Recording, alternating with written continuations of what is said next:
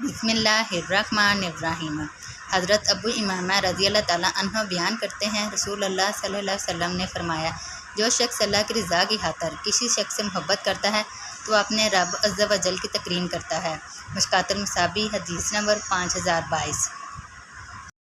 हज़रत अस्मा बिनते यजीद रज़ी अल्लाह ताला अन्हा से रवायत है कि इसने रसूल अल्लाह सल्लल्लाहु अलैहि वसल्लम को फरमाते हुए सुना, क्या मैं तुम्हें तुम्हारे बेहतरीन लोगों के मुतल्लक ना बताऊँ?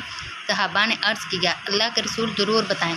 आप सल्लल्लाहु अलैहि वसल्लम ने फरमाया, तुम्हारे बेहतरीन लोग वो हैं कि जब इन पर नज़र पड़े तो अल्लाह याद आ जाए। मुश्कातुल मुसाबी हदीस नंबर 5023।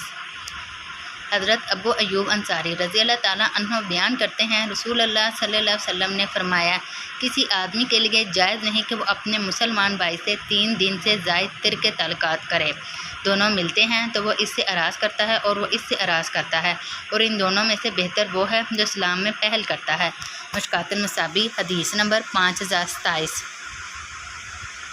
हज़रत अबू हुरैरा रज़ी अल्लाह ताला अन्हु बयान करते हैं, रसूल अल्लाह सल्लल्लाहु अलैहि वसल्लम ने फरमाया, बदगुमानी से बचो, क्योंकि बदगुमानी सबसे बड़ा झूठ है। तुम किसी की ऐब मत तलाश करो और ना जासूसी करो। कीमत बढ़ाने के लिए बोली मत दो और ना बहम हसद करो। बुग़्ज़ मत रखो और ना किता ताल्की करो। और अल्लाह के बंदो बाई बाई बन जाओ। एक दूसरी रिवायत में है, और हसद की बिना पर बहम एक दूसरे से आगे बढ़ने की कोशिश ना करो।